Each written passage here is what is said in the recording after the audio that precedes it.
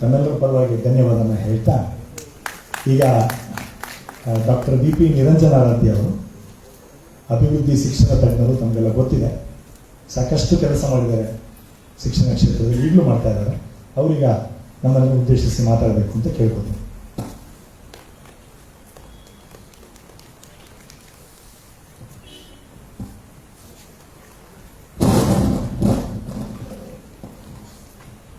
ಬಹಳ ಸಕಾಲಿಕವಾದಂಥ ಈ ರಾಜ್ಯ ಮಟ್ಟದ ಸಮಾವೇಶದಲ್ಲಿ ನನ್ನೊಂದಿಗೆ ವೇದಿಕೆಯನ್ನು ಹಂಚಿಕೊಂಡಿರ್ತಕ್ಕಂಥ ಎಲ್ಲ ಹಿರಿಯರೇ ಮತ್ತು ವೇದಿಕೆಯ ಮುಂಭಾಗದಲ್ಲಿರ್ತಕ್ಕಂಥ ಎಲ್ಲ ಒಂದು ಭವಿಷ್ಯ ಇದೆ ಅಂತ ಕಾಣಿಸುತ್ತೆ ನಿಮ್ಮನ್ನೆಲ್ಲ ನೋಡಿದ್ರೆ. ಮತ್ತೆ ಮಾಧ್ಯಮದ ಗೆಳೆಯರು, ಬದಲಾವಣೆ ಬೇಡ ಅಂತ ನಾವು ಯಾರೂ ಹೇಳ್ತಾ ಇಲ್ಲ. ಬದಲಾವಣೆ ಬೇಕು, ಆದರೆ ಆ ಬದಲಾವಣೆಯನ್ನು ಮಾಡ್ತಕ್ಕಂಥ ಸಂದರ್ಭದಲ್ಲಿ ಶಿಕ್ಷಣ ನೀತಿ ಇರ್ಬೋದು, ಅಥವಾ ಪಠ್ಯ ಕ್ರಮ ಇರ್ಬೋದು, ಪಠ್ಯ ವಸ್ತು ಇರ್ಬೋದು, ಅಥವಾ ಪಠ್ಯ ಪುಸ್ತಕ ಇರ್ಬೋದು, ಈ ಬದಲಾವಣೆಯನ್ನು ಮಾಡ್ತಕ್ಕಂಥ ಸಂದರ್ಭದಲ್ಲಿ ಯಾವ ವಿಧಾನವನ್ನು ಅನುಸರಿಸ್ತೇವೆ ಅನ್ನೋದು ಬಹಳ ಮುಖ್ಯವಾಗಿದೆ. ಯಾಕೆಂತ ಹೇಳಿದ್ರೆ ಭಾರತದ ಶೈಕ್ಷಣಿಕ ಪರಂಪರೆಯಲ್ಲಿ, ವಿಶೇಷವಾಗಿ ಸ್ವಾತಂತ್ರ್ಯ ನಂತರದ ಪರಂಪರೆಯನ್ನು ನೀವು ನೋಡಿದ್ರೆ, ಯಾವುದೇ ಒಂದು ಬದಲಾವಣೆಯನ್ನು ಮಾಡಬೇಕು ಅಂತ ಹೇಳಿದ್ರೆ ಶಿಕ್ಷಣ ನೀತಿಯನ್ನಾಗಲಿ ಅಥವಾ ಶಿಕ್ಷಣ ನೀತಿಯನ್ನು ಆಧರಿಸಿ ನಾವು ರೂಪಿಸ್ಕೊಳ್ತಕ್ಕಂಥ ಪಠ್ಯಕ್ರಮ ಚೌಕಟ್ಟನ್ನಾಗಲಿ ಅಥವಾ ಪಠ್ಯಕ್ರಮ ಚೌಕಟ್ಟನ್ನ ನಂತರ ರೂಪಿಸ್ತಕ್ಕಂಥ ಪಠ್ಯ ವಸ್ತು ಆಗಲಿ, ಅವೆರಡನ್ನ ಆಧರಿಸಿ ಮಾಡ್ತಕ್ಕಂಥ ಪಠ್ಯ ಪುಸ್ತಕಗಳಿರಲಿ, ಇವೆಲ್ಲವನ್ನೂ ಕೂಡ ಮಾಡುವಾಗ ಒಂದು ಒಪ್ಪಿತವಾದಂತಹ ಚೌಕಟ್ಟನ್ನು ಅನುಸರಿಸಬೇಕು. ನಾರ್ಮೇಟಿವ್ ಫ್ರೇಮ್ವರ್ಕ್, ಒಂದು ಒಪ್ಪಿತವಾದಂಥ ಚೌಕಟ್ಟಿದೆ. ಒಪ್ಪಿತವಾದಂಥ ಚೌಕಟ್ಟನ್ನು ಅನುಸರಿಸಿ ಅವುಗಳನ್ನ ರೂಪಿಸಿಕೊಂಡ ನಂತರ ವ್ಯಾಪಕವಾಗಿ ಅವುಗಳ ಬಗ್ಗೆ ಚರ್ಚೆಯನ್ನ ಮಾಡಿ, ವಿಶೇಷವಾಗಿ ಪ್ರೈಮರಿ ಸ್ಟೇಕ್ ಹೋಲ್ಡರ್ಸ್ ಯಾರಿದ್ದಾರೆ, ಮೂಲ ವಾರಸುದಾರರು, ಶಿಕ್ಷಕರು, ಸಿಬ್ಬಂದಿ, ಶಿಕ್ಷಣ ತಜ್ಞರು, ಆ ಕ್ಷೇತ್ರದಲ್ಲಿ ಕೆಲಸ ಮಾಡ್ತಕ್ಕಂಥ ವಿಷಯ ತಜ್ಞರು, ಅವರ ಜೊತೆ ವ್ಯಾಪಕವಾಗಿ ಚರ್ಚೆ ಮಾಡಿ ಒಂದು ತೀರ್ಮಾನಕ್ಕೆ ಬಂದಂಥ ಒಂದು ಬಹಳ ದೊಡ್ಡ ಪರಂಪರೆ ಶಿಕ್ಷಣ ಕ್ಷೇತ್ರದಲ್ಲಿ, ವಿಶೇಷವಾಗಿ ಶಾಲಾ ಶಿಕ್ಷಣ ಕ್ಷೇತ್ರದಲ್ಲಿ ಇದೆ. ಸೊ ಈಗ ಬದಲಾವಣೆಯನ್ನ ಮಾಡಲಿಕ್ಕೆ ಹೊರಟಿರ್ತಕ್ಕಂಥ ವಿಧಾನವನ್ನ ನೀವು ಗಮನಿಸಿದ್ರೆ, ಹಿಂದೆ ಮಾತನಾಡಿದಂಥ ಪ್ರೊಫೆಸರ್ ಅವರು ಹೇಳಿದ್ರು, ರಾಷ್ಟ್ರೀಯ ಶಿಕ್ಷಣ ನೀತಿಯನ್ನ ನಾವು 2020 ಜುಲೈ 29ಕ್ಕೆ ಜಾರಿ ಮಾಡಿದ್ರು. ರಾಷ್ಟ್ರೀಯ ಶಿಕ್ಷಣ ನೀತಿಯನ್ನ ಒಪ್ಪತಕ್ಕಂಥದ್ದು ಬೇರೆ ವಿಚಾರ. ಯಾಕೆಂತ ಹೇಳಿದ್ರೆ ರಾಷ್ಟ್ರೀಯ ಶಿಕ್ಷಣ ನೀತಿಯಲ್ಲಿ ಏನಿದೆ ಅನ್ನೋದಕ್ಕಿಂತಲೂ ಹೆಚ್ಚಾಗಿ ರಾಷ್ಟ್ರೀಯ ಶಿಕ್ಷಣ ನೀತಿಯನ್ನ ರೂಪಿಸಿದ ಬಗೆ ಎಷ್ಟು ಪ್ರಜಾಸತ್ತಾತ್ಮಕವಾಗಿ, ಎಷ್ಟು ಸಂವಿಧಾನಾತ್ಮಕವಾಗಿತ್ತು ಅನ್ನೋದು ಬಹಳ ಮುಖ್ಯ. ಇಡೀ ದೇಶದ ಶಿಕ್ಷಣ ವ್ಯವಸ್ಥೆಯನ್ನ ಕಟ್ಕೊಡ್ತಕ್ಕಂಥ ಒಂದು ನೀತಿಯನ್ನ ಕನಿಷ್ಠ ನೀವು ದೇಶದ ಸಂಸತ್ ಏನಿದೆ, ಕಾನೂನನ್ನ ಮತ್ತೆ ನೀತಿಯನ್ನ ರೂಪಿಸಲಿಕ್ಕೆ ಇರ್ತಕ್ಕಂಥ ಅತ್ಯುನ್ನತವಾದಂತ ಸಾರ್ವಭೌಮ ಸಂಸ್ಥೆ, ಆ ಸಾರ್ವಭೌಮ ಸಂಸ್ಥೆನಲ್ಲೇ ಚರ್ಚೆ ಮಾಡ್ದಂಗೆ, ಅಥವಾ ಕನಿಷ್ಠ ಕೇಬ್ ಅಂತ ಏನೋ ಒಂದು ಕಮಿಟಿ ಇದೆ, ಅಲ್ಲಿ ರಾಜ್ಯದ ಎಲ್ಲಾ ಮಂತ್ರಿಗಳಿರ್ತಾರೆ. ಒಂದು ಫೆಡರಲ್ ಸ್ಟ್ರಕ್ಚರ್, ನಾವು ಸಂವಿಧಾನದ ಒಕ್ಕೂಟ ವ್ಯವಸ್ಥೆಯನ್ನು ಒಪ್ಕೊಂಡಿದ್ದೇವೆ, ಅಲ್ಲೂ ಚರ್ಚೆ ಮಾಡಿದೆ, ಅಥವಾ ರಾಜ್ಯ ಮಟ್ಟಗಳಲ್ಲಿ ಅದಕ್ಕೆ ಒಂದು ಡ್ರಾಫ್ಟ್ ಅನ್ನ ಕೊಟ್ಟು ಅದನ್ನ ಸಮರ್ಪಕವಾದ ರೀತಿಯಲ್ಲಿ ಚರ್ಚೆ ಮಾಡಿದೆ, ರಾತ್ರೋರಾತ್ರಿ ಕ್ಯಾಬಿನೆಟ್ ಮೂಲಕ ಒಂದು ಶಿಕ್ಷಣ ನೀತಿಯನ್ನ ಜಾರಿ ಮಾಡೋದಾದ್ರೆ ನಿಮ್ಮ ಸಂಸ್ಕೃತಿಗೇನು, ನೀವೆಷ್ಟು ಸುಸಂಸ್ಕೃತರು ಅಂತ ನಾನು ಹೇಳ್ಬೇಕಾಗುತ್ತೆ. ಭಾರತದ ಸಂವಿಧಾನಕ್ಕೆ ಏನಾದರೂ ಸ್ವಲ್ಪನಾದ್ರೂ ಗೌರವ ಕೊಡ್ತೀರಾ ಅಂತ. ಹಾಗಾಗಿ ನಾನು ಆ ವಿಷಯಕ್ಕೆ ಹೋಗಲ್ಲ. ಶಿಕ್ಷಣ ನೀತಿಯಲ್ಲಿ ಏನಿದೆ ಮತ್ತು ಶಿಕ್ಷಣ ನೀತಿಯ ಬಹುತೇಕ ಆಯಾಮಗಳ ಒಂದು ಸ್ಯಾಂಪಲ್ ಇವೆಲ್ಲ ಕರ್ನಾಟಕದಲ್ಲಿ ನಡೀತಾ ಇದೆ. ಅದು ಒಂದು ಸಣ್ಣ ಅದರಲ್ಲಿ ಇರ್ತಕ್ಕಂಥ ಬಹುತೇಕ ಏನೋ ಅಂಶಗಳನ್ನ ಅವರು ಇಡೀ ಶಿಕ್ಷಣ ವ್ಯವಸ್ಥೆಯನ್ನ ಇವತ್ತು ಇಂಡಿಯನ್ ಟ್ರೆಡಿಷನ್ಸ್, ಎಥೋಸ್ ಅಂತ ಏನು ಪದೇ ಪದೇ ಹೇಳಿದ್ದಾರೆ, ಅದರ ಭಾಗವಾಗಿ ಇದು ಮೊದಲ ಹೆಜ್ಜೆ, ಒಂದು ಟೆಸ್ಟ್ ಡೋಸ್ ಇದ್ದಂಗೆ, ನೋಡೋಣ ಜನರಿಂದ ಏನ್ ರಿಯಾಕ್ಷನ್ಸ್ ಬರುತ್ತೆ ಅಂತ.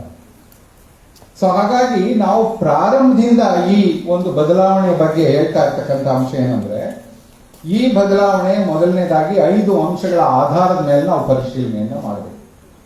ಒಂದು, ಈ ಬದಲಾವಣೆ ಒಂದು ಶಿಕ್ಷಣ ವ್ಯವಸ್ಥೆಯನ್ನ ಕಟ್ಕೊಳ್ಳೋದು ಅಂತ ಹೇಳಿದ್ರೆ ಏನು, ಸಂವಿಧಾನ ಒಂದು ಸಮಾಜವನ್ನ ಹೇಗೆ ಕಟ್ಕೋಬೇಕು ಅನ್ನೋದನ್ನ ಬಹಳ ಸ್ಪಷ್ಟವಾಗಿ ನಮ್ಗೆ ಹೇಳಿದೆ ಪ್ರಿಯಂಬಲ್ ಅಲ್ಲಿ.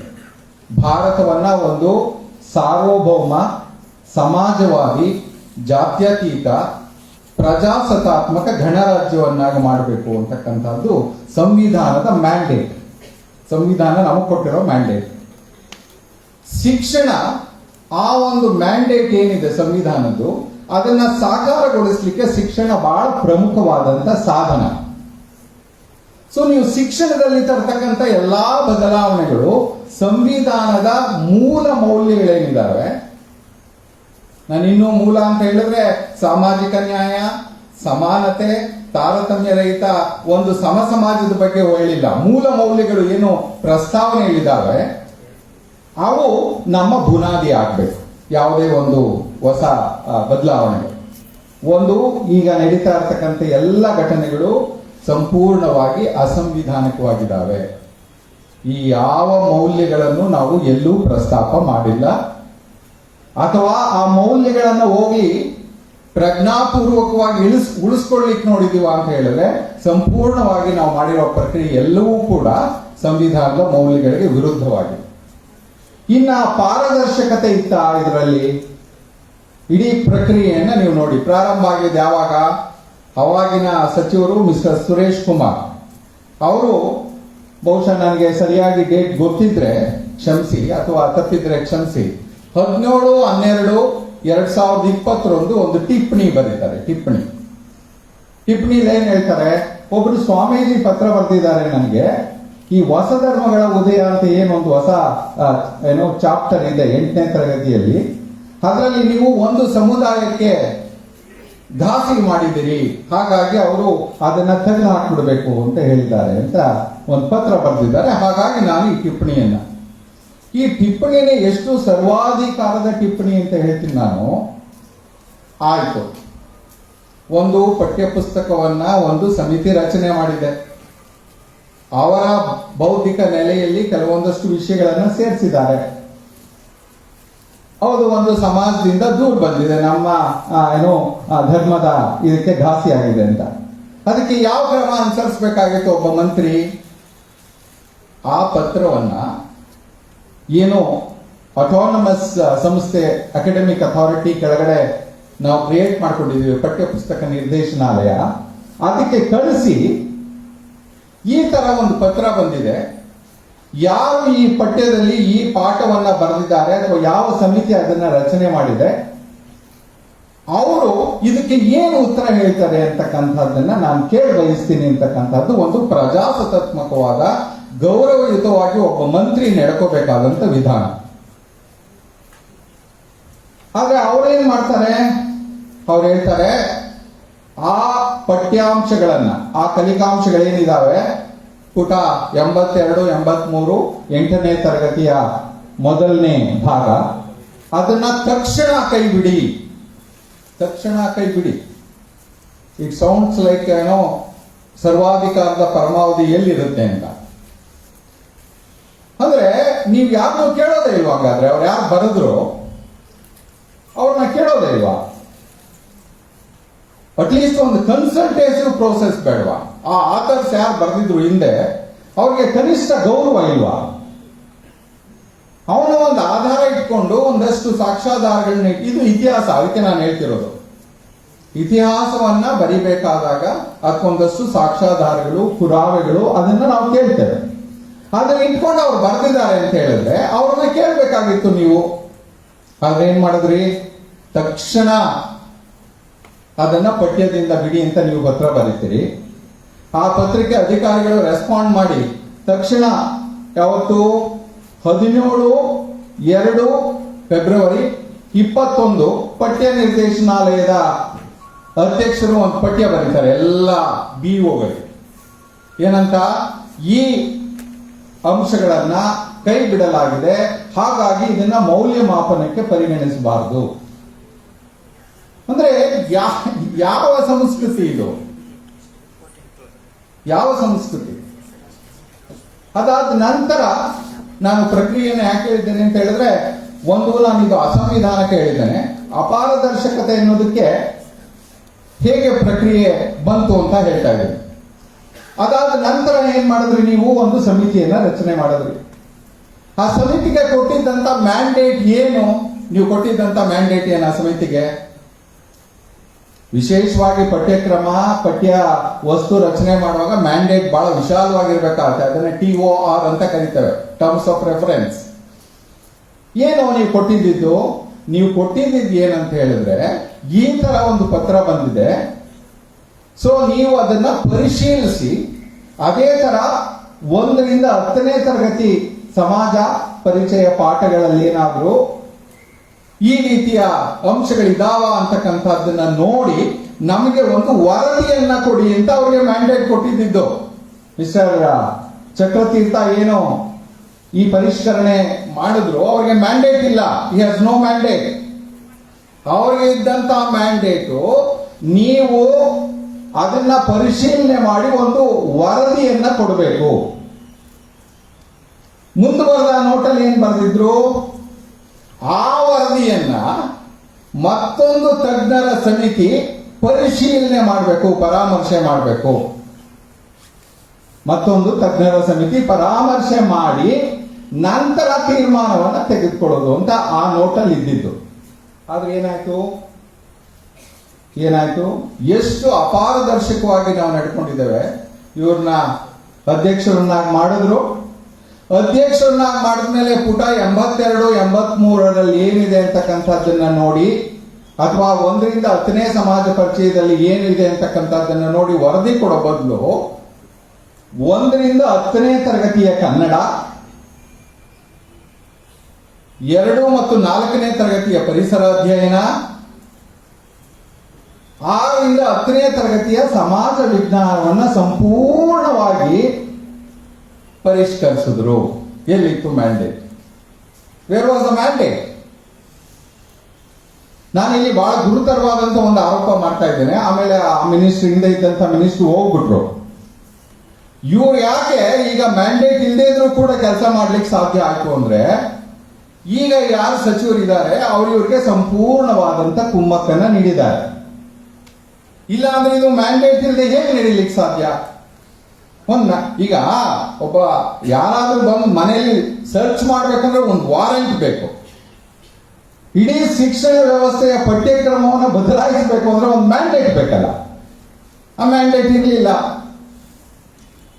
ಸೊ ಇವರು ಇಡೀ ಪರಿಷ್ಕರಣೆಯನ್ನ ಮಾಡಿದ್ರು. ಪರಿಷ್ಕರಣೆಯನ್ನ ಮಾಡಿದ ನಂತರ ಅವರು ಏನೇನು ಸೇರಿಸಿದ್ರು? ಈಗಾಗಲೇ ಪ್ರಾರಂಭಿಕವಾಗಿ 8ನೇ ಸ್ಟ್ಯಾಂಡರ್ಡ್ ಅದನ್ನು ಹೇಳಿದ್ದೇವೆ. 9, 10 ನೋಡಿದ್ರೆ ಇನ್ನೂ ಭಯ ಆಗುತ್ತೆ. 8ನೇ ಸ್ಟ್ಯಾಂಡರ್ಡ್ ಅಲ್ಲಿ ಹಿಂದಿನ ಪಠ್ಯ ಪುಸ್ತಕದಲ್ಲಿ ಆ ಪಾಠದ ಟೈಟಲ್ ಏನಿತ್ತು ಅಂತ ಹೇಳಿದ್ರೆ, ಭಾರತದ ಭೌಗೋಳಿಕ ಲಕ್ಷಣಗಳು ಅಂತ ಇತ್ತು ಆ ಟೈಟಲ್ ಹಿಂದಿನ ಪಾಠದಲ್ಲಿ. ಈಗ ಅದನ್ನ ನಾವು ಭಾರತ ವರ್ಷ ಅಂತ ಮಾಡಿದ್ದೇವೆ.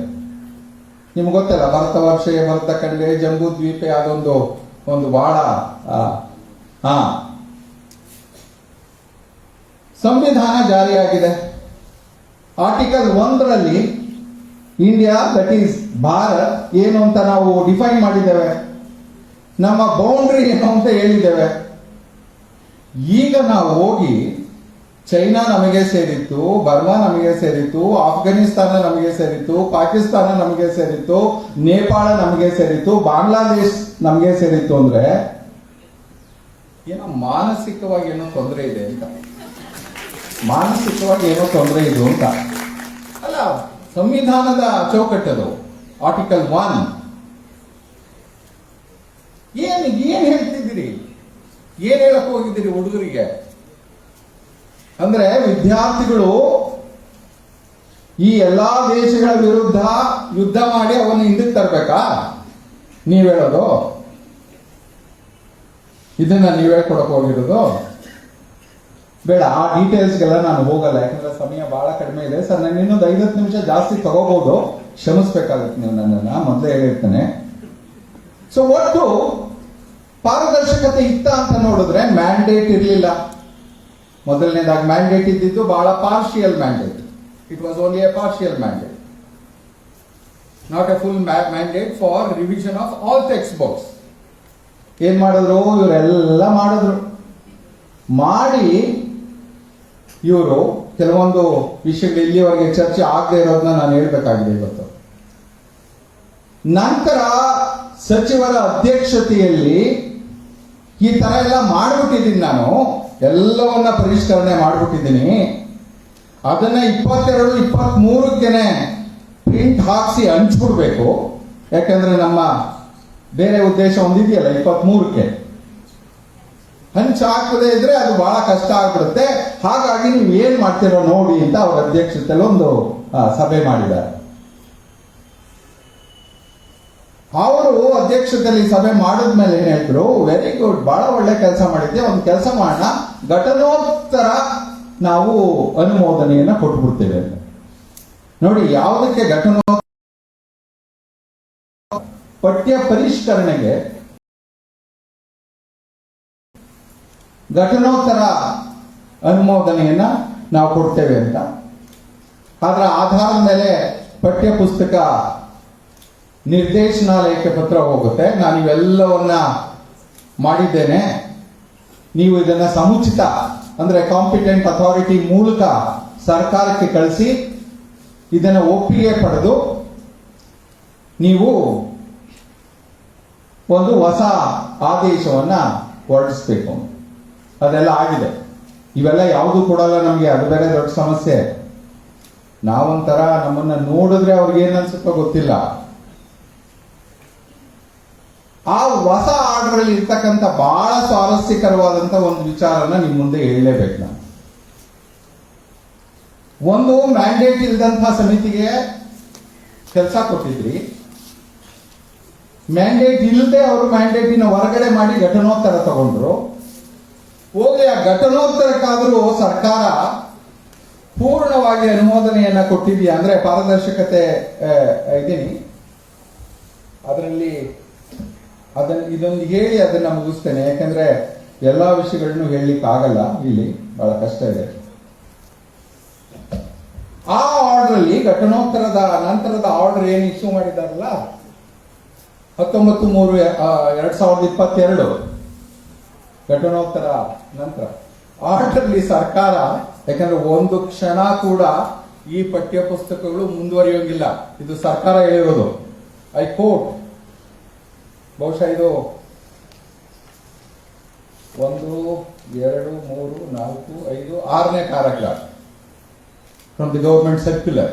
ಐ ಕೋಟ್, ಕನ್ನಡ ಭಾಷೆ, ಪರಿಸರ ಅಧ್ಯಯನ ಮತ್ತು ಸಮಾಜ ವಿಜ್ಞಾನ ವಿಷಯದ ಪರಿಷ್ಕೃತ ಪಠ್ಯ ಪುಸ್ತಕಗಳಲ್ಲಿರುವ ಎಲ್ಲ ವಿಷಯಾಂಶಗಳು, ಲೇಖಕರು, ಕವಿಗಳು, ಚಿತ್ರಗಳು, ಭೂಪಟಗಳು, ನಕ್ಷೆಗಳು ಹಾಗೂ ಆಧಾರಗಳಿಗೆ ಸಮಿತಿ ಅಧ್ಯಕ್ಷರು ಹಾಗೂ ಸದಸ್ಯರು ಜವಾಬ್ದಾರರಾಗಿರುತ್ತಾರೆ. ಪಠ್ಯಪುಸ್ತಕಗಳಲ್ಲಿರುವ ವಿಷಯ ಮಂಡನೆಗೆ ಮುಂದಿನ ದಿನಗಳಲ್ಲಿ ಆಕ್ಷೇಪಣೆ ಬಂದಲ್ಲಿ ಶ್ರೀ ರೋಹಿತ್ ಚಕ್ರತೀರ್ಥ ಸಮಿತಿಯ ಅಧ್ಯಕ್ಷರು ಉತ್ತರಿಸುವ ಜವಾಬ್ದಾರಿ ಹೊಂದಿರುತ್ತಾರೆ. ಏನರ್ಥ ಇದು? ಸರ್ಕಾರ ನೇರವಾಗಿ ಆದೇಶದಲ್ಲಿ ಹೇಳಿದೆ ಅದಕ್ಕೂ ನನಗೂ ಸಂಬಂಧ ಇಲ್ಲ ಅಂತ. ಹಾಗಾದ್ರೆ ಸಂಬಂಧ ಇದೆ ಅಂದ್ರೆ ಯಾಕೆ ಅದನ್ನ ವಿತರಣೆ ಮಾಡ್ತಿದ್ದೀರಿ? ಯಾಕೆ ಅದನ್ನ ವಿತರಣೆ ಮಾಡ್ತಾ ಇದ್ದೀರಿ? ನಿಮ್ಮ ಆರ್ಡರ್ ಇದು, ನೀವು ಅದರ ಓನರ್ಶಿಪ್ ಅನ್ನೇ ತಗೊಂಡಿಲ್ಲ. ಇಡೀ ಪರಿಷ್ಕರಣೆ ಓನರ್ಶಿಪ್ ಅನ್ನ ಸರ್ಕಾರ ತಗೊಂಡಿಲ್ಲ. ಸೊ ಹಾಗಾದ್ರೆ ಯಾಕೆ ವಿತರಣೆ ಮಾಡ್ತಾ ಇದ್ದೀರಿ? ಎಂತ ಗಂಭೀರವಾದ ಲ್ಯಾಪ್ಸ್ ಇದು, ಗಂಭೀರವಾದ ಲೋಪ. ಪಾರದರ್ಶಕತೆ ಇಲ್ಲದೆ ಯಾಕೆ ನಾನು ಮೇಲೆ ಲೋಡೆಡ್ ಸ್ಟೇಟ್ಮೆಂಟ್ ಹೇಳಿದೆ ಅಂತ ಹೇಳಿದ್ರೆ ಸಚಿವರ ಕುಮ್ಮಕ್ಕಿಲ್ಲದೆ ಇದೆಲ್ಲ ಆಗಲ್ಲ ಅಂತ, ಇದು ಕಾರಣ. ನೋಡಿ, ಒಂದು ಆಮೇಲೆ ಎಲ್ಲ ಸಮಾಜದ ಚಳುವಳಿಗಳಿಗೆ ಏನ್ ಕೇಳ್ತಾ ಇರೋದು, ನಮ್ಮ ಅಖಿಲ ಭಾರತ ಶಿಕ್ಷಣ ಉಳಿಸಿ ಸಮಾವೇಶವನ್ನು ಒಳಗೊಂಡಂತೆ ಶಿಕ್ಷಣ ಸಚಿವರು ರಾಜೀನಾಮೆ ಕೊಡಬೇಕು ಅಂತ. ಯಾಕೆ ಅದನ್ನ ಕೇಳ್ತಿದ್ದೀವಿ? ಶಿಕ್ಷಣ ಸಚಿವರು ಇಲ್ಲದ ಮ್ಯಾಂಡೇಟ್ ಅನ್ನ ಅವ್ರು ಕೊಟ್ಟಿದ್ರಿ. ಕ್ಯಾಬಿನೆಟ್ ಅಲ್ಲಿ ಅದು ಡಿಸ್ಕಸ್ ಆಗಿತ್ತಾ? ಕ್ಯಾಬಿನೆಟ್ ಅಲ್ಲಿ ಈ ತರ ಮ್ಯಾಂಡೇಟ್ ಕೊಡ್ತೀವಿ ಅಂತ ಡಿಸ್ಕಸ್ ಆಗಿತ್ತಾ? ಅಂದ್ರೆ ನೀವು ಮುಖ್ಯಮಂತ್ರಿಯವರನ್ನ, ಎಲ್ಲಾ ಮಂತ್ರಿಗಳನ್ನ ನೀವು ಅವ್ರಿಗೆ ಮಾಹಿತಿನೇ ಕೊಡದೆ ಅವ್ರನ್ನ ಒಂದ್ ರೀತಿ ಕತ್ತಲಲ್ಲಿ ಇಟ್ಟು ಇಡೀ ಪ್ರಕ್ರಿಯೆಯನ್ನ ನಡೆಸಿದ್ದೀರಿ. ಅದಕ್ಕೆ ನಾನು ಅದನ್ನ ಅಪಾರದರ್ಶಕತೆ ಅಂತ ಕರೆಯೋದು. ಕ್ಯಾಬಿನೆಟ್ ಅಪ್ರೂವ್ ಕೊಡ್ಬೇಕಲ್ಲ ಇಷ್ಟು ದೊಡ್ಡ ಪರಿಷ್ಕರಣೆ ಆದ್ರೆ. ಆಮೇಲೆ ಈ ಪುಸ್ತಕಗಳು ಕೇವಲ ಕನ್ನಡ ಮಾಧ್ಯಮಕ್ಕಲ್ಲ, ಉರ್ದು, ಮರಾಠಿ, ತೆಲುಗು ಎಲ್ಲ 5 ಭಾಷೆಗಳಿಗೆ ತರ್ಜುಮೆ ಆಗುತ್ತೆ. ಸೊ ನೀವು ಮುಖ್ಯಮಂತ್ರಿಯವರನ್ನು ಕೂಡ ಕಾನ್ಫಿಡೆನ್ಸ್ ತಗೊಂಡಿಲ್ಲ, ಕ್ಯಾಬಿನೆಟ್ ಅಲ್ಲಿ ಡಿಸೈಡ್ ಮಾಡಲಿಲ್ಲ. ಮಾರ್ಚ್ ಅಲ್ಲಿ ಅಧಿವೇಶನ ನಡೀತಾ ಇತ್ತು, ಹೈಯೆಸ್ಟ್ ಡಿಸಿಷನ್ ಮೇಕಿಂಗ್ ಬಾಡಿ ನಮ್ಮಲ್ಲಿ, ವಿಧಾನಸಭೆ, ವಿಧಾನ ಪರಿಷತ್ತು. ಈ ತರದ ವಿಚಾರ ಇದ್ರೆ ಅಲ್ಲಿ ಪ್ರಸ್ತಾಪ ಮಾಡಬೇಕಾಗಿತ್ತು. ಇದ್ಯಾವುದನ್ನು ಮಾಡದೆ ಕೊನೆಗೆ ಗವರ್ಮೆಂಟ್ ಆರ್ಡರ್ ಅಲ್ಲಿ ಅವ್ರು ಮಾಡಿರೋದಕ್ಕೆ ನಾವು ಯಾರು ಜವಾಬ್ದಾರರಲ್ಲ, ಆಕ್ಷೇಪಣೆಗಳು ಬಂದ್ರೆ ಅವರೇ ಉತ್ತರ ಕೊಡಬೇಕು ಅಂತ ನೀವು ಹೇಳೋದಾದ್ರೆ ಒಂದು ಕ್ಷಣ ಈ ಪುಸ್ತಕಗಳು ಮುಂದುವರಿಬಾರ್ದು. ನಿಮ್ಮ ಆರ್ಡರ್ ಇದು. ನಾನು ಇಲ್ಲಿ ಗಾಳಿಯಲ್ಲಿ ಮಾತಾಡ್ತಾ ಇಲ್ಲ. ನಿಮ್ಮ order, this is government order. Shame on your part. ಯಾವ ಆಧಾರದ ಮೇಲೆ ಮುಂದುವರಿಸ್ತೀರಿ ಇದನ್ನ? ನೀವು ಇದನ್ನ ಒಪ್ಪಿಲ್ಲ, ನನಗೂ ಅದು ಸಂಬಂಧ ಇಲ್ಲ, ಅವರೇ ಉತ್ತರ ಕೊಡಬೇಕು ಅಂತ ಹೇಳಿದ್ಮೇಲೆ ಅದು ಒಂದು ಪ್ರೈವೇಟ್ ಎಂಟರ್ಪ್ರೈಸರ್ಶಿಪ್ ಅಲ್ಲಿ ಒಂದು ಪರಿಷ್ಕರಣೆ ನಡೆಯಕ್ಕೆ ಸಾಧ್ಯನಾ? ಅಲ್ಲಿ ಏನ್ ಸೇರಿದೆ, ಏನ್ ಬಿಟ್ಟಿದೆ, ಆ ಚರ್ಚೆಗಳಿಗೆ ನಾನು ಹೋಗಲ್ಲ. ಈಗಾಗಲೇ ಅನೇಕ ಗೆಳೆಯರು ಮಾತನಾಡಿದ್ದಾರೆ. ಆದ್ರೆ ಅದಕ್ಕೆ ಯಾವುದೇ ರೀತಿ ಮ್ಯಾಂಡೇಟು ಮತ್ತೆ ಸರ್ಕಾರ ಅದ್ಯಾವುದನ್ನು ನಾವು ಜವಾಬ್ದಾರಿ ತಗೊಳ್ಳಲ್ಲ, ಅವರೇ ಜವಾಬ್ದಾರಿ ತಗೋಬೇಕು ಅಂತ ಹೇಳಿದ್ಮೇಲೆ ಗವರ್ಮೆಂಟ್ ಹ್ಯಾಸ್ ಕಂಪ್ಲೀಟ್ಲಿ ಡಿಸೋನ್ಡ್ ದಿಸ್. ಮತ್ತೆ ಯಾಕೆಲ್ಲರೂ ಅಷ್ಟು ಮಾತಾಡ್ತಿದ್ದೀರಿ, ಇನ್ಕ್ಲೂಡಿಂಗ್ ಚೀಫ್ ಮಿನಿಸ್ಟರ್? ಇದು ನಿಮ್ಮ ಗವರ್ಮೆಂಟ್ ಆರ್ಡರ್. ಇದೆಲ್ಲ ಯಾಕೆ ಗೊತ್ತಿಲ್ಲ ಅವ್ರಿಗೆ ಅಂದ್ರೆ ಅಪಾರದರ್ಶಕತೆ ಆ ಮಟ್ಟದಲ್ಲಿದೆ. ಅಪಾರದರ್ಶಕತೆ ಆ ಮಟ್ಟದಲ್ಲಿದೆ. ಇನ್ನ ಒಟ್ಟು ಪ್ರಕ್ರಿಯೆಯನ್ನ ನೋಡಿ ಎಷ್ಟು ಅಪ್ರಜಾಸತ್ತಾತ್ಮಕವಾಗಿತ್ತು ಅನ್ನೋದಕ್ಕೆ ಒಂದು 4-5 ಅಂಶಗಳನ್ನ ನಾನು ಹೇಳಿ ಬಹುಶಃ ಮುಗಿಸ್ತೇನೆ. ಏನು ಡೆಮಾಕ್ರೆಟಿಕ್ ಅಥವಾ ಒಂದು ನಾರ್ಮೇಟಿವ್ ಫ್ರೇಮ್ವರ್ಕ್ ಅಂದ್ರೆ ಏನು? ಯಾವುದೇ ಒಂದು ಪಠ್ಯ ಪುಸ್ತಕವನ್ನ ನಾವು ರಚಿಸಬೇಕು ಅಥವಾ ಪರಿಷ್ಕರಣೆ ಮಾಡಬೇಕು ಅಂದ್ರೆ ಅದಕ್ಕೆ ಒಂದಿರ್ತಕ್ಕಂಥ ನಿಯಮ. ಮೊದಲು ನೀತಿಯನ್ನ ಮಾಡ್ತೇವೆ, ಆಮೇಲೆ ಪಠ್ಯಕ್ರಮ ಚೌಕಟ್ಟನ್ನ ಮಾಡ್ತೇವೆ, ಪಠ್ಯಕ್ರಮ ಚೌಕಟ್ಟಿನ ಆಧಾರದ ಮೇಲೆ ಪಠ್ಯ ಪುಸ್ತಕವನ್ನ ರೂಪಿಸ್ತೇವೆ ಅಥವಾ ಪರಿಷ್ಕರಣೆ ಮಾಡ್ತೇವೆ. ಅದು ಕಳೆದ 50 ವರ್ಷಗಳಿಂದ ನಡ್ಕೊಂಡ್ ಬಂದಿರೋದು. ನಮ್ಮ ಮೊದಲ ಶಿಕ್ಷಣ ನೀತಿ ನಿಮ್ಮೆಲ್ಲರಿಗೂ ಗೊತ್ತು, 1968ರಲ್ಲಿ ಬಂತು. 1968 ಕೊಠಾರಿ ಆಯೋಗದ ವರದಿಯನ್ನು ಆಧರಿಸಿ ನಾವು ಮೊಟ್ಟ ಮೊದಲ ಬಾರಿಗೆ ದೇಶದಲ್ಲಿ ಮೊದಲನೇ ಶಿಕ್ಷಣ ನೀತಿಯನ್ನ 1968 ಅಲ್ಲಿ ಮಾಡ್ಕೊಂಡ್ವಿ. ಆ 1968 ಪಾಲಿಸಿಯನ್ನ ಜಾರಿ ಮಾಡಲಿಕ್ಕೆ ನಾವು 1975ರಲ್ಲಿ ಒಂದು ಮೊದಲನೇ curriculum framework, national curriculum framework ಅನ್ನ 75ರಲ್ಲಿ ನಾವು ತಯಾರು ಮಾಡಿದ್ವಿ. ಇವೆಲ್ಲ ನೋಡ್ತಾ ಬನ್ನಿ, ಈ ಕರಿಕ್ಯುಲಮ್ ಫ್ರೇಮ್ವರ್ಕ್ ಅನ್ನ ಎಷ್ಟು ಕ್ಲಾರಿಟಿ ಇದೆ ಅಂತ ನಾನು ಹೇಳ್ತೇನೆ. ನಾನು ವಿವರಕ್ಕೆ ಹೋಗ್ಲಿಕ್ಕೆ ಆಗದೆ ಇರೋದ್ರಿಂದ 4 ಲೈನ್ ಅನ್ನ ಮಾತ್ರ ಹೇಳ್ತೇನೆ. 1975 ನ್ಯಾಷನಲ್ ಕರಿಕ್ಯುಲಮ್ ಫ್ರೇಮ್ವರ್ಕ್ ಅಲ್ಲಿ ಪ್ಯಾರಾ 1.1 ಪಠ್ಯ ಕ್ರಮವನ್ನ ರಚಿಸುವಾಗ ಏನನ್ನ, ಯಾವ ಮೌಲ್ಯಗಳನ್ನ ಒಳ ಮಾಡ್ಕೋಬೇಕು ಅಂತ ಹೇಳುತ್ತೆ ಅಂದ್ರೆ, I quote the values enshrined in our constitution point towards the development of a pluralist open society and a state which is secular, democratic and socialist in nature. The school curriculum should, underline, I repeat these words, the school curriculum should reflect these aims and values in its structure, content, implied methodology. In fact, in its entire design. This is 1975 curriculum framework. ಎಷ್ಟು ಸ್ಪಷ್ಟತೆ ಇದೆ ಹೇಗಿರಬೇಕು ಪಠ್ಯಕ್ರಮ ಅಂತ. ಇದು ಬೇರೆ ಎಲ್ಲದರಲ್ಲೂ ಮುಂದುವರಿಯುತ್ತೆ. ಎಲ್ಲ ನಂತರ ಬಂದಂತ 1988, ನಿಮಗೆ ಗೊತ್ತು, 86 ಅಲ್ಲಿ ನಮ್ಗೆ ಇನ್ನೊಂದು ರಾಷ್ಟ್ರೀಯ ಶಿಕ್ಷಣ ನೀತಿ ಬಂತು. ಆಗ ನಾವು ನಮ್ಮ ಕರಿಕ್ಯುಲಮ್ ಫ್ರೇಮ್ವರ್ಕ್ ಅನ್ನ 1988 ಅಲ್ಲಿ ಚೇಂಜ್ ಮಾಡ್ಕೊಂಡ್ವಿ.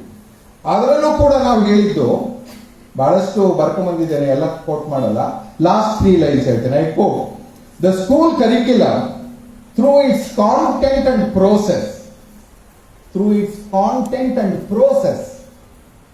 will have to consciously reflect the constitutional obligation. ನೀವು ಬಿಟ್ಟಿದ್ದೀರಲ್ಲ ಬಸವಣ್ಣ ಅವ್ರನ್ನ, ಕುವೆಂಪು ಅವ್ರನ್ನ, ನಾರಾಯಣ ಗುರು ಅವ್ರನ್ನ, ಯಾಕೆ ಅವರೆಲ್ಲ ನಮ್ಗೆ ಹತ್ರ ಆಗ್ತಾರೆ ಹೇಳಿ? ಅವರು ಮಾತಾಡಿರ್ತಕ್ಕಂಥ ವಿಚಾರಗಳಿಗೂ ನಮ್ಮ ಸಂವಿಧಾನಕ್ಕೂ ಒಂದು ಬಹಳ ಬಿಡಿಸಲಾರದಂತ ಒಂದು ಸಂಬಂಧ ಇದೆ. ಹೆಗಡೆವರೆಗೂ ಸಂವಿಧಾನಕ್ಕೂ ಏನ್ ಸಂಬಂಧ? ಹೆಗಡೆವರೆಗೂ ಸಂವಿಧಾನಕ್ಕೂ ಏನ್ ಸಂಬಂಧ? 47ರಲ್ಲಿ ಸ್ವಾತಂತ್ರ್ಯ ಬಂದಾಗ ಬಾವುಟ ಆರಿಸಿ ಅಂತ ಹೇಳಿದ್ರೆ, ಹೆಡ್ಗೆವಾರವ್ರು ಬಾವುಟ ಆರಿಸಿ ಅಂತ ಹೇಳಿದ್ರೆ, ತ್ರಿವರ್ಣ ಧ್ವಜ ಕೆಂಪು ಕೋಟೆ ಮೇಲೆ ಹಾರಾಡ್ತಾ ಇದ್ರೆ ಬೇರೆ ಕಡೆ ಹಾರಾಡಿದ್ದು ಬೇರೆ ಬಾವುಟ. ಏನು ನಿಮಗೂ ಸಂವಿಧಾನಕ್ಕೂ ಏನ್ ಸಂಬಂಧ? ಸಂವಿಧಾನ ಒಂದು ಅತ್ಯಂತ ತ್ಯಾಗ ಬಲಿದಾನಗಳ ರಕ್ತ ಇದರದ ಒಂದು ಉತ್ಪನ್ನ. ಅದು it's a product of very long heroic struggle. ಬಹುಶಃ ಜಗತ್ತಿನಲ್ಲಿ ಎಲ್ಲೂ ಕೂಡ ಈ ರೀತಿಯ ಸ್ವಾತಂತ್ರ್ಯ ಚಳವಳಿ ಎಲ್ಲೂ ನಡೆದಿಲ್ಲ. ಅದರ ಫಲ ಏನ್, ನಿಮ್ ಕಾಂಟ್ರಿಬ್ಯೂಷನ್ ಏನಾದ್ರಲ್ಲಿ ಬೇಡ, ಅದನ್ನೆಲ್ಲ ಬಹಳ ಕಷ್ಟ ಆಗುತ್ತೆ. ಹಾಗಾಗಿ ನನಗೇನಿಸ್ತು, ರಾಜಶೇಖರ್ನನ್ನ ಕಾಂಟ್ಯಾಕ್ಟ್ ಮಾಡಿದಾಗ ನಾವು ನಿಜವಾಗ್ಲೂ ಅರ್ಥ ಮಾಡ್ಕೋಬೇಕಾದ್ದು, ಸಮಯ ಇಲ್ಲದೆ ಇರೋದ್ರಿಂದ ಅದಕ್ಕೆ ಬಂದ್ಬಿಡ್ತೇನೆ. ಈಗ ಇವೆಲ್ಲ ಕೋಟ್ ಮಾಡ್ಬೇಕಾಗಿತ್ತು ನಾನು. ನೀವು ಇಡೀ ಬೆಳವಣಿಗೆಯನ್ನ ಗಮನಿಸಿದ್ರೆ ಬಹಳ ಸೂಕ್ಷ್ಮವಾಗಿ, ಇದೇನೋ ಒಂದು ಸಣ್ಣ ನೀಜರ್ ರಿಯಾಕ್ಷನ್ ಅಂತ ತಿಳ್ಕೊಬೇಡಿ. ಕರ್ನಾಟಕದಲ್ಲಿ ಈಗ ಆಗ್ತಾ ಇದೆಯಲ್ಲ, ಇದು ಬಹಳ ವರ್ಷಗಳಿಂದ ಭಾರತದಲ್ಲಿ ಹೀಗೆ ಆಗ್ಬೇಕು ಅಂತ ಇದ್ದಿದ್ದು. ಈಗ ನೀವು 3 ಫೇಸ್ ಅನ್ನ ಮಾಡ್ಕೊಳ್ಳಿ. ಮೊದಲನೇ ಫೇಸ್ ಯಾವುದು? 1947 ಇಂದ 1998 ವರೆಗೂ ಇದು ಬಹಳ ಗೌಪ್ಯವಾಗಿ ನಡೀತಾ ಇತ್ತು. ಹಿಡನ್ ಅಂದ್ರೆ ಕಣ್ಣಿಗೆ ಕಾಣಿಸ್ತಾ ಇರಲಿಲ್ಲ, ಗೋಚರವಾಗ್ತಾ ಇರಲಿಲ್ಲ. ಎಲ್ಲಿ ನಡೀತಾ ಇತ್ತು? ಸರಸ್ವತಿ ಶಿಶು ಮಂದಿರ, ವಿದ್ಯಾಭಾರತಿ ಶಾಲೆಗಳು, ಬೆಳಗಿನ ಶಾಖೆಗಳು, ಅಲ್ಲೆಲ್ಲ ಬಹಳ, ನೀವೇನು ಇವತ್ತು ಪ್ರಾರಂಭ ಮಾಡ್ಕೊಂಡಿದ್ದಾರೆ ಅನ್ಕೋಬೇಡಿ, ಬಹಳ ವ್ಯವಸ್ಥಿತವಾಗಿ ಅಲ್ಲಿ ನಡೀತಾ ಇತ್ತು ಮೊದಲನೇ ಹಂತದಲ್ಲಿ. ಓಕೆ, ಅಂದ್ರೆ ವಿಷ ಬೀಜವನ್ನ ಬಿತ್ತತಕ್ಕಂಥ ಕೆಲಸ ಬಹಳ ವ್ಯವಸ್ಥಿತವಾಗಿ ಅವಾಗ ನಡೀತಿತ್ತು. 98 ಅಲ್ಲಿ ಯಾವಾಗ ಫಸ್ಟ್ ಸರ್ಕಾರ ಬರಲಿ, ಅದಕ್ಕೆ ಅವರು ಒಂದು ವಿಸಿಬಿಲಿಟಿ ಕೊಡ್ಲಿಕ್ಕೆ ಪ್ರಾರಂಭ ಮಾಡಿ. ಬಹುಶಃ 1998 ಇಂದ 2004 ವರೆಗೆ ಅಟಲ್ ಬಿಹಾರಿ ಸರ್ ಅವರು ಪ್ರೈಮ್ ಮಿನಿಸ್ಟರ್ ಆಗಿದ್ದಾಗ ಇಡೀ NCERT ಕಳೆದ 30 ವರ್ಷಗಳಲ್ಲಿ ಏನ್ ಮಾಡಿತ್ತು ಅವೆಲ್ಲವನ್ನ ಕಂಪ್ಲೀಟ್ ಆಗಿ ಡಿಸ್ಟಾರ್ಟ್ ಮಾಡೋದು. ಎಲ್ಲ ಅವ್ರು ಹೇಳೋದೇನು, ಈ ಕೆಲವರು ಇತಿಹಾಸಕಾರರಿದ್ದಾರಲ್ಲ, ಯಾರು? ರೋಮಿಲಾ ಥಾಪರ್, ಬಿಪಿನ್ ಚಂದ್ರ, ನೀಲಕಂಠ ಶಾಸ್ತ್ರಿ, ಇವರೆಲ್ಲ ಬಹಳ ಎಡಪಂಥೀಯರು. ಹಾಗಾಗಿ ಎಲ್ಲ ತುಂಬಿಟ್ಟಿದ್ದಾರೆ ಅಂತ. ಇದು ನಿಜವಾಗ್ಲೂ ಎಡಪಂಥೀಯ ಬಲಪಂಥೀಯ ಚರ್ಚೆ ಅಲ್ಲ. ಇದು ನಾನು ಹಿಂದೆ ಒಂದು ಸಭೆಯಲ್ಲೂ ಕೂಡ ಹೇಳಿದ್ದೀನಿ. ಇದು ಸಂವಿಧಾನ ಪರವಾದಂತ ಮತ್ತು ಸಂವಿಧಾನ ವಿರೋಧಿಗಳ ಚರ್ಚೆ ಮತ್ತು ಹೋರಾಟ. ರೋಮಿಲಾ ಥಾಪರ್ ಯಾವುದೇ ಎಡಪಂಥೀಯ ಪಕ್ಷದ ಸದಸ್ಯ ಅಲ್ಲ. ಕಾರ್ಡ್ ಏನಾನ ಇದೆಯಾ ನಿಮ್ಮ ಹತ್ರ? ಸುಮ್ಮನೆ ಆರೋಪ ಮಾಡಲಿಕ್ಕೆ ಒಂದು ಸ್ವಲ್ಪ ಕನಿಷ್ಠ ಗೌರವ ಇರಬೇಕು, ಆಯ್ತಾ? ಸೊ ಅವಾಗ ಡಿಸ್ಟ್ರಾಕ್ಷನ್ ಸ್ಟಾರ್ಟ್ ಆಯ್ತು. ಅವಾಗಲೇ ಬಂದಿದ್ದು ಕರಿಕ್ಯುಲಮ್ ಫ್ರೇಮ್ವರ್ಕ್. ಅದಕ್ಕೆ ನಾನು ಅದನ್ನ ಲಿಂಕ್ ಮಾಡಕ್ಕೆ 2 ಕರಿಕ್ಯುಲಮ್ ಫ್ರೇಮ್ವರ್ಕ್ ಏನ್ ಹೇಳಿದ್ನಲ್ವಾ, 75 ಅಲ್ಲಿ 88 ಅಲ್ಲಿ ಮೂಲ ಬುನಾದಿ ಏನಿತ್ತು ಅಂತ ಹೇಳಿದ್ನಲ್ವಾ. ಆದ್ರೆ 2000ದಲ್ಲಿ ಇವರ ಸರ್ಕಾರ ಬಂದಾಗ 98 ಕರಿಕ್ಯುಲಮ್ ಅನ್ನ ರಿಪೀಲ್ ಮಾಡಿ ಒಂದು ಹೊಸ ಕರಿಕ್ಯುಲಮ್ ತಂದ್ರಲ್ಲ 2000ದಲ್ಲಿ. ಅವರು ಏನ್ ವ್ಯಾಲ್ಯೂಸ್ ಹೇಳ್ತಿದ್ದಾರೆ ಅದನ್ನ ಒಂದು ನಿಮಿಷ ನೀವು ಅರ್ಥ ಮಾಡ್ಕೊಳ್ಳಿ. ಎಲ್ಲೂ ಸಂವಿಧಾನದ ಉಲ್ಲೇಖ ಇಲ್ಲ. ಪ್ರಿಫೇಸ್ ಅಲ್ಲಿ ಏನ್ ಹೇಳ್ತಾರೆ ಅವರು, quote, I quote, this is from 2000 national curriculum framework. The education system of a country has to be built on firm ground of its own philosophical, not constitutional, cultural and sociological tradition, and must respond to needs and aspirations of indigenous of the curriculum. Therefore, is being strongly recommended. It has therefore stressed the need to get education rooted in Indian reality. ಹಿಂದಿನ 2 ಕೋಟನ್ನು ತಮ್ಮ ಮುಂದೆ ಇಟ್ಟಿದ್ದೀನಿ, ಈ ಕೋಟನ್ನು ನಿಮ್ಮ ಮುಂದೆ ಇಟ್ಟಿದ್ದೀನಿ. Judge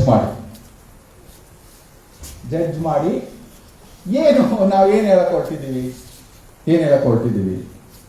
so ಯಾಕೆ ಇದು ಅತ್ಯಂತ ಅಸಂವಿಧಾನಕ ಮತ್ತು ಅಪ್ರಜಾಸತ್ತಾತ್ಮಕ ಅಂತ ನಾನು ಹೇಳ್ತೀನಿ ಅಂದ್ರೆ, ಇಲ್ಲಿದೆ ಉದಾಹರಣೆಗಳು ಯಾವುದನ್ನು ಗಾಳಿಯಲ್ಲಿ ಮಾತಾಡ್ತಾ ಇಲ್ಲ.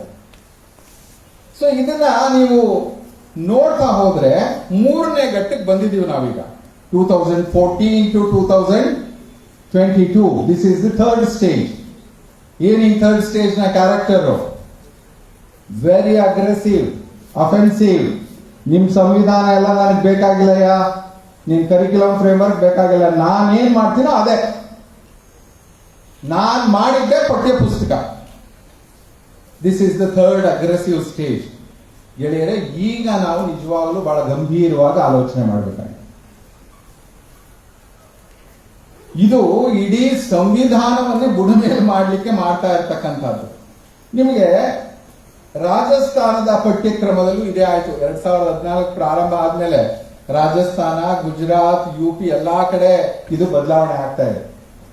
ರಾಜಸ್ಥಾನದ ಒಂದು ಪಾಠದಲ್ಲಿ ಅವ್ರು ಏನು ಅಂತ ಹೇಳೋದಕ್ಕೆ ನಾನು ಹೇಳ್ತೇನೆ.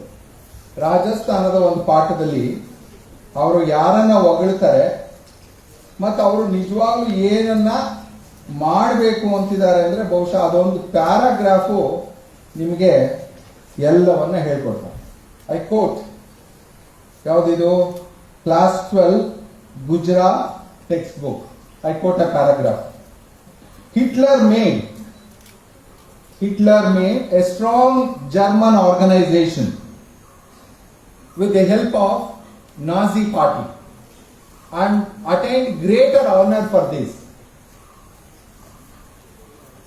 By favoring German civilization, by opposing Jews, and by his new economic policies, he made Germany a prosperous country. Continue. He transformed the lives of people of Germany within a very short period by taking strict measures. ನಾನು ಓದೋದನ್ನ ನೀವು ಈಗ link ಮಾಡ್ಕೋಬೇಕು, ಇಲ್ಲದ್ರೆ ಇದು ಅರ್ಥ ಆಗಲ್ಲ, ಬಹಳ ಕಠಿಣವಾದಂತಹದ್ದು ಇದು. ಸ್ಟ್ರಿಕ್ಟ್ ಮೆಜರ್ಸ್, ಡಿಮಾನಿಟೈಸೇಷನ್ ಇರ್ಬೋದು, ಫಾರಂ ಲಾಸ್ ಅನ್ನ ಚರ್ಚಿಸಿರ್ಬೋದು, ಅವೆಲ್ಲ ಬೇಗ ಅದನ್ನ ಅರ್ಥ ಮಾಡ್ಕೋಬೇಕು.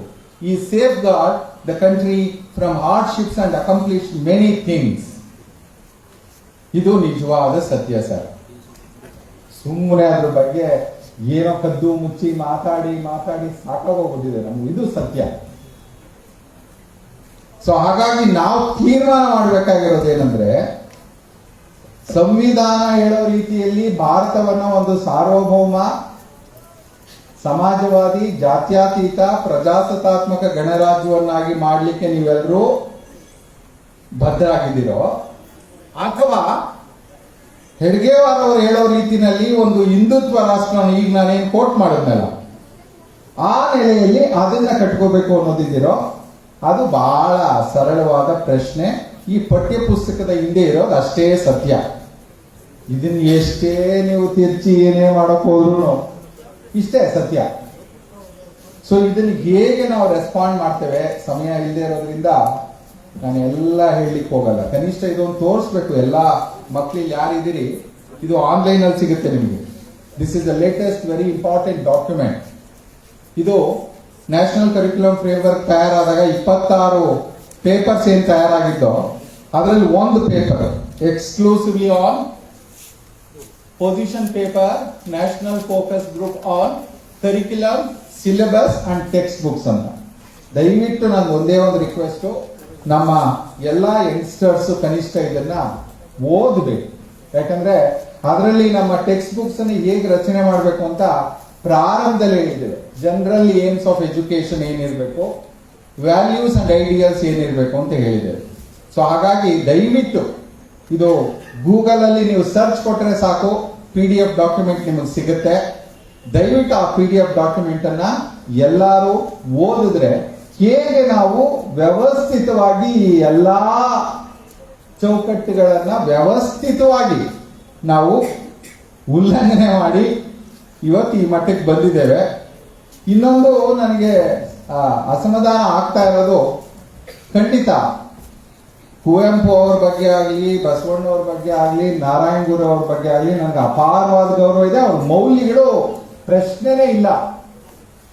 ಆದ್ರೆ ಇವತ್ತು ಬಹಳ ಮುಖ್ಯವಾದಂತ ಪ್ರಶ್ನೆ ಬಂದಿದ್ದು, ಬಸವಣ್ಣನ ಏನ್ ತಿರ್ಚಿದ್ರು, ಪೆರಿಯಾರನ್ನ ಏನ್ ತಿರ್ಚಿದ್ರು ಅನ್ನೋದಕ್ಕಿಂತಲೂ ಸಂವಿಧಾನವನ್ನ ಹೇಗೆ ಅವರು ಪ್ರತಿನಿತ್ಯ ತಿರುಗಿಸ್ತಿದ್ದಾರೆ ಅಂತಕ್ಕಂಥದ್ದು ಪ್ರಶ್ನೆ ಇರೋದ್ರಿಂದ ನಾನು ಎಲ್ಲಾ ಮಠಾಧೀಶರಿಗೆ, ಎಲ್ಲಾ ಜನತೆಗೆ ನನ್ನ ಕಳಕಳಿಯ ಪ್ರಾರ್ಥನೆ ಏನಂದ್ರೆ, ನಿಮ್ಮ ಹೋರಾಟವನ್ನ ಇದಕ್ಕೆ ಮಾತ್ರ ಸೀಮಿತಗೊಳಿಸ್ಕೋಬೇಡಿ.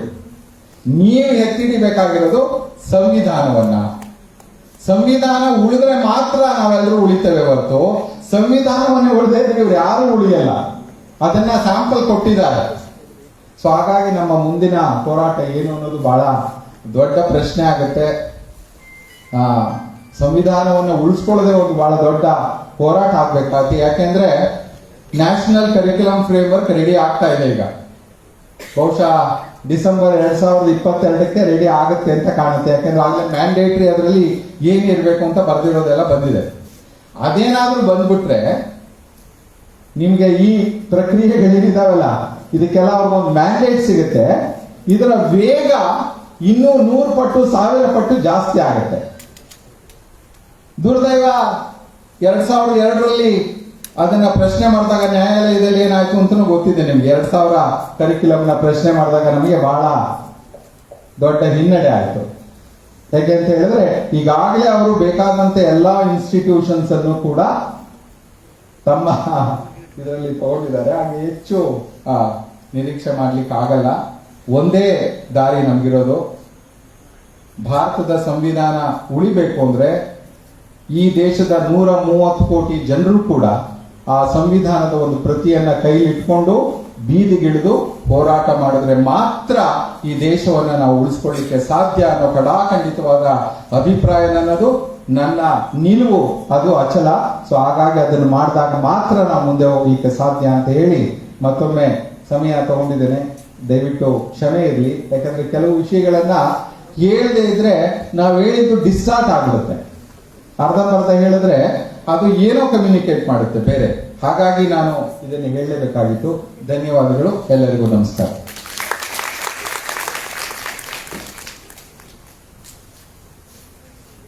ಧನ್ಯವಾದ.